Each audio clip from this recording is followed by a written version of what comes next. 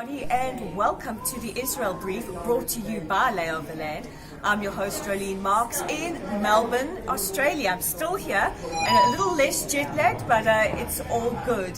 So let's take a look at some of the headlines in the news today. And the big headline coming from yesterday is that right along the border with Gaza, because of Naqba Day, because of the 1-year anniversary of the moving of the US Embassy from Tel Aviv to Jerusalem, it was that anniversary yesterday. Now, Naqba Day coincides with the English date that the State of Israel was declared, and Palestinians consider it a Naqba, a catastrophe, because they believe that the creation of the state displaced them.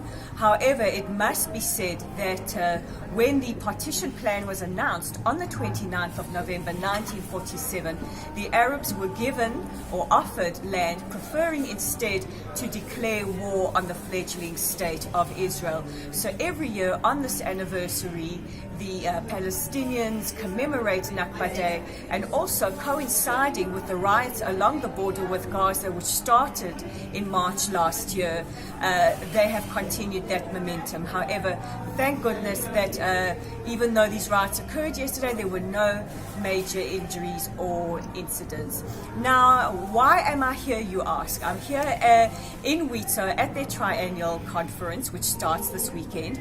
But this morning we're going to be talking about women and women in the Middle East. And I just want to touch on that. I just want to touch a little bit on women's rights, or the lack thereof, in the Middle East. You know, Israel is often referred to as a beacon of democracy in a very troubled region, and this is especially for women who in other parts endure gender apartheid, where they are not allowed to vote, not allowed to hold citizenship, not allowed to own property, where they are subject to honor killings, or they're not allowed to govern decisions that affect their bodies. And I'm here this morning to talk about the tremendous achievements of Israel in the field of gender equality, but also Wheato's very, very special history since our formation in 1920.